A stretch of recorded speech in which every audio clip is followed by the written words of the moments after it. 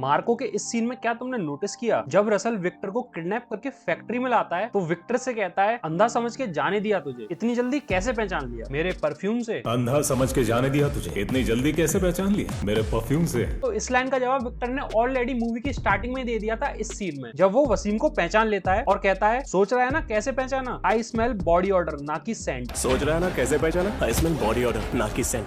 ऐसे ही मैंने Marco movie को 0.25x स्पीड में देखा ध्यान से, तो मुझे 27 ऐसी डिटेल्स मिली जो कि मैं गारंटी से कह सकता हूँ तुमने नॉर्मली मिस कर दी होंगी। जैसे कि मूवी की स्टार्टिंग में जो एनिमेशन दिखाया गया है उसमें काफी सारी डिटेल्स है, जैसे कि ये टेबल, इस पर काफी सारा गोल्ड और कुछ सिंबल्स हैं, जैसे कि लाइन का सिंबल जो कि गोल्ड सिंडिकेट का हेड है। फिर एक कार दिखती है लाइन सिंबल के साथ, जिस कार के अंदर था जॉर्ज का बाप पीटर डी मार्को, जिसकी रिंग में भी वही लाइन वाला सिंबल है। अब पीटर गोल्ड का ब्रीफकेस लेके जाता किसी आदमी के पास, जिस आदमी का नाम है साइमन। अब साइमन को टास्क दिया गया था ये ब्रीफकेस किसी के पास पहुंचाने के लिए, लेकिन उस टाइम पे उसके साथ उसकी वाइफ और उसका बच्चा होता है, और ये बच्चा कोई और नहीं भाई मार्को है, और साइमन है मार्को का बाप। अब रास्ते में साइमन को कोई मारने आता है जिसको एक सांप की तरह दिखाया गया है, जिसके बाद अगले फ्रेम में दिखाया है लायन और टेलीफोन। मतलब जब साइमन पर अटैक हुआ तो पीटर के पास फोन गया था कि भाई इस पे अटैक हो गया, तुम्हारा गोल्ड चोरी होने वाला है। तो पीटर वहां पर पहुंच जाता है और वहां पीटर देखता है कि जो लूटने आए थे वो सारे मारे गए हैं और साइमन भी मारा गया है। और मारा किसने? मारा एक बच्चे ने जो कि मार्को था। मारा मार्को ने, ऐसा मैं इसलिए कह रहा हूँ क्योंकि एनिमेशन में जो सांप दिखाया गया था वो भी मरा था एक कुत्ते के पट्टे से, और इस एनिमेशन में जो डॉग दिखाया गया है वो दिखाया गया है पिटबुल, और इस पूरी मूवी में हमें पिटबुल का रेफरेंस दिया गया था मार्को से। मूवी के इस सीन में जहां पर ये पुलिस वाले इंट्रो दे रहे होते हैं जॉर्ज की फैमिली का, तो ये पुलिस वाला कहता है वहां एक कुत्ता भी है, an obedient pitbull, adopted brother Marco. वहाँ एक कुत्ता भी है, an obedient pitbull, adopted brother Marco. तो इस चीज से यहाँ पे क्लियर हो जाता है कि एनिमेशन में जो लोग मरे हैं ये मारे हैं मार्को ने, और मार्को को रेफरेंस दिया गया है पिटबुल से। अब इस कांड में इस बच्चे की फैमिली मर जाती है, इसका बाप मर जाता है, तो जो पीटर होता है वो अडॉप्ट कर लेता है इस बच्चे को, और पीटर इस बच्चे को नाम देता है अपने बाप का जो कि था लॉर्ड मार्को। मार्को इतना वायलेंट कैसे, उसका ग्लिम्स हमें इस एनिमेशन में ही दिखा दिया था उसके बचपन में। अब इसके बाद हमें एक फैमिली ट्री दिखाया जाता है इस एनिमेशन में, जिसमें सबसे ऊपर होता है लॉर्ड मार्को, जिसने ऑब्वियसली ये सब शुरू किया होगा। लॉर्ड मार्को के 3 बच्चे थे, जॉर्ज, एनसी एंड विक्टर। जॉर्ज और विक्टर भाई भाई थे,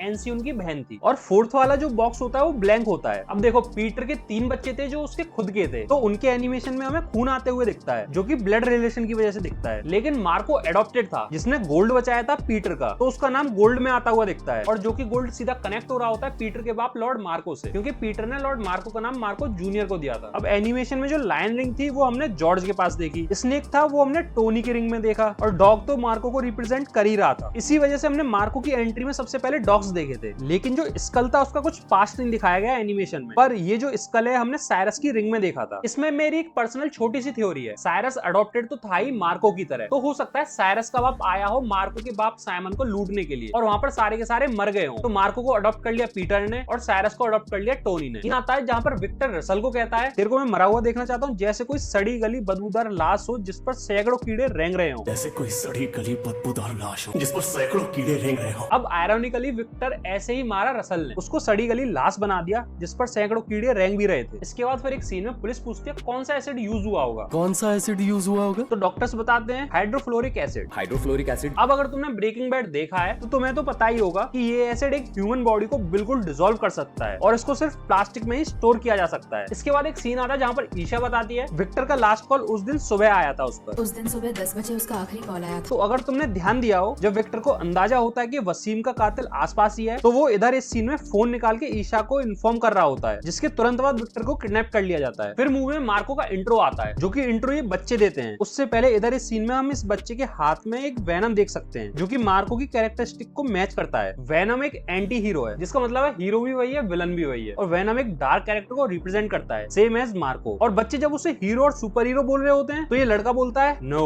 devil, dare devil, devil, dare devil. फिर इसके बाद ये वाला सीन जहाँ पर मार्को को किडनैप किया होता है लेकिन वो सबको मार देता है, उस सीन में इधर तलवार के ऊपर कबूतर बैठा होता है, वो भी ब्लड से रंगा हुआ। अब एक व्हाइट कबूतर रिप्रेजेंट करता है पीस को, न्यू बिगनिंग को। अब ये ब्लड में रंगा हुआ व्हाइट पिजन रिप्रेजेंट कर रहा है प्योर वायलेंस की बिगनिंग को। फिर नेक्स्ट सीन में मार्को बताता है कि वो डॉग लवर है। I'm a dog lover. उसके पास हस्की है जिसका नाम है Rocky. I have a husky. His name is Rocky. अब क्या इधर रॉकी किसी और को कहा गया है? आई एम जस्ट सेइंग, मुझे बस ऐसा लगा था। वैसे दोनों के बाल बड़े होते हैं, मतलब इनडायरेक्टली ये कहा गया है कि रॉकी मार्को का पालतू है। इसके बाद जब मार्को विक्टर का बदला लेने की बात करता है तो जॉर्ज बोलता है मेरी गलतियों को मत दोहराओ, मेरी गलतियों को मत दोहराओ। नफरत के रास्ते पर सिर्फ तबाही मिलती है। नफरत के रास्ते पर सिर्फ तबाही मिलती है। अब मूवी में तो हमने जॉर्ज को कोई बदला लेते हुए तो नहीं देखा था, लेकिन अगर तुम्हें वो एनिमेशन याद है जिसके बारे में मैंने स्टार्टिंग में बताया था, उसमें जॉर्ज ये सोने पर हमला हुआ था और साइमन भी मारा गया था, जिसका ऑब्वियस सी बात है बदला लिया होगा जॉर्ज ने। तो उस टाइम पर जॉर्ज ने काफी ज्यादा तबाही मचाई होगी, जिसका रेफरेंस हमें इस सीन में मिल गया था जब जॉर्ज कहता है मेरी गलतियों को मत दोहराओ। इसका एक दूसरा भी रेफरेंस हो सकता है मिखाइल मूवी से, क्योंकि मार्को मूवी मिखाइल का स्पिन ऑफ माना जा रहा है, लेकिन मिखाइल की स्टोरी थोड़ी सी अलग हो जाती है एंडिंग में। बाकी मिखाइल की जो कास्ट है और मार्को की जो कास्ट है बिल्कुल सेम है। तो मिखाइल मूवी में ऐसा हुआ था कि जॉर्ज का जो बेटा था वो मारा गया था, जिसका बदला जॉर्ज ने काफी बुरी तरीके से लिया था, लेकिन जॉर्ज की इस जिद की वजह से काफी लोग मारे जाते हैं। शायद इसीलिए इसने बोला मेरी गलतियों को मत दोहराओ। फिर एक सीन आता है जिसमें जॉर्ज बोलता है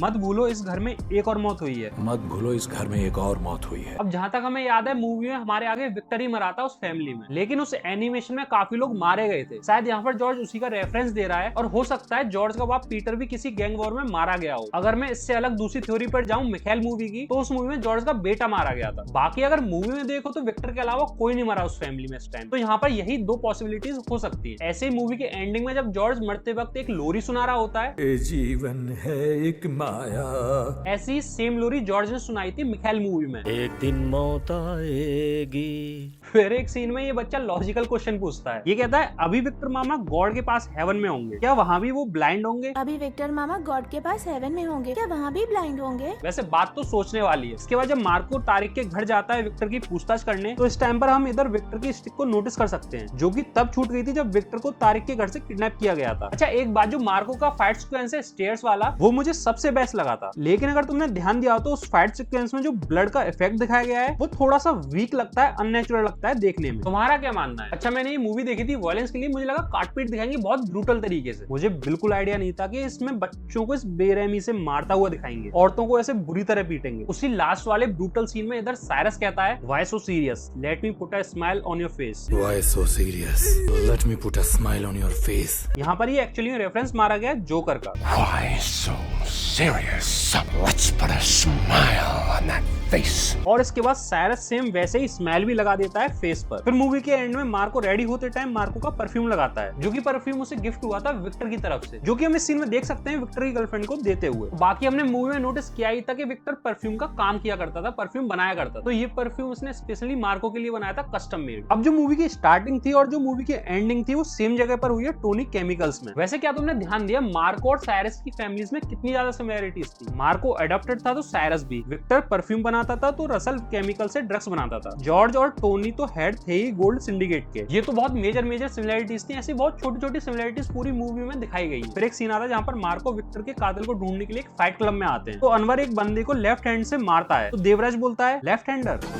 फिर वही इंटरवल वाले सीन में रसल अनवर का लेफ्ट हैंड ही काटता है। ऐसे इस सीन में जहाँ पर जॉर्ज तारिक को लटका देता है फांसी से, तो उसके पैरों के नीचे बर्फ की सिल्लियां होती हैं। अब इधर ध्यान दोगे तो बर्फ की सिल्ली उसके पैर से काफी नीचे होती है। तो यहाँ भी डायरेक्टर कितने दिमाग से खेला है, देखने वाली चीज है कि पहले तारिक बर्फ की सिल्लियों पर ही खड़ा होगा, लेकिन जैसे ही टाइम बीतता चला गया होगा बर्फ की सिल्ली पिघलने लगी होंगी और वो फांसी से लटक गया होगा। इतना सारा कुछ जो हुआ होगा वो समय एक फ्रेम में दिखाया है। इसके बाद पोस्ट क्रेडिट सीन की माइनर डिटेल्स पर बात कर लेते हैं। अब विक्टर का बेटा बड़ा हो चुका है। मार्को ने जब विक्टर के बेटे को बचाया था उस टाइम को 5 साल हो चुकी है, तो 5 साल के हिसाब से बच्चा भी बड़ा हो चुका है और मार्को के बाल भी बड़े हो चुके हैं, जो उसने काट लिए थे एंडिंग वाले सीन में। विक्टर के बच्चे के हाथ में तुम एक व्हाइट फ्लावर देख सकते हो, क्योंकि शांति और पीस को इंडिकेट कर रहा है। इसी फ्लावर की वजह से इस सीन में हमें सुकून भी फील होता है देखते टाइम। इस सीन में एक बड़ी बात ये थी कि जो विक्टर था वो परफ्यूम बनाया करता था और उसे फ्लावर से बहुत ज्यादा प्यार था। वो हर टाइम कुछ ना कुछ फ्लावर सूंघता रहता था, उसके हाथ में कोई ना कोई फ्लावर भी रहता था। उसी का रेफरेंस देते हुए इधर हमें विक्टर के बच्चे के हाथ में भी फ्लावर दिखाया गया है। फिर इधर इस सीन में कार्स एंट्री मारती है। फिर एक कार के अंदर हमें दिखाया जाता है उसके डैशबोर्ड पर एक ट्रायंगुलर शेप का कुछ लगा हुआ है जिस पर लिखा है कैब्रल। अब यही सेम लोगो एंड साइन हमने मूवी के बीच में देखा था, जहां पर लिखा हुआ था कैब्रल हिदर 616। गूगल पर तो इसके बारे में कुछ मिला नहीं, लेकिन मैं तुम्हें बता दूं इस मूवी में जो हमें गोल्ड दिखाया गया है, जो गोल्ड पूरा सिंडिकेट दिखाया गया है, उसकी ब्रांड यही कैब्रल है। और इस साइन को हमने मूवी में कई जगह देखा भी था, जैसे कि जब मार्को टोनी का हाथ काट के उसके बेटे को दे रहा होता है तो इस बॉक्स पे भी हम उस कैब्रल साइन को देख सकते हैं। अब हो सकता है मूवी में हमें जितने भी उस गोल्ड सिंडिकेट के हेड दिखाए थे उसके अलावा भी कोई और हेड होगा जो शायद विदेश में काम करता हो। तो अब हमें मार्को 2 के अंदर कोई न्यू कैरेक्टर विलन ही देखने को मिलेगा। वैसे अगर मार्को 2 के अंदर मार्को के सामने कोई न्यू विलन डाला गया तो तुम किसे चाहोगे कौन विलन बने? इसके अलावा मैं तुमसे एक चीज पूछना चाहूंगा, विक्टर का जो बेटा है वो एक्चुअली में अंधा है या फिर नहीं? कमेंट में जरूर बता के जाना। बाकी वीडियो बनाने में काफी मेहनत लगती है, डिटेल ढूंढने से लेके एडिटिंग तक, तो इस वीडियो को 1 लाइक जरूर दे देना। तब तक के लिए मिलते हैं अगली किसी वीडियो में। Tata bye bye.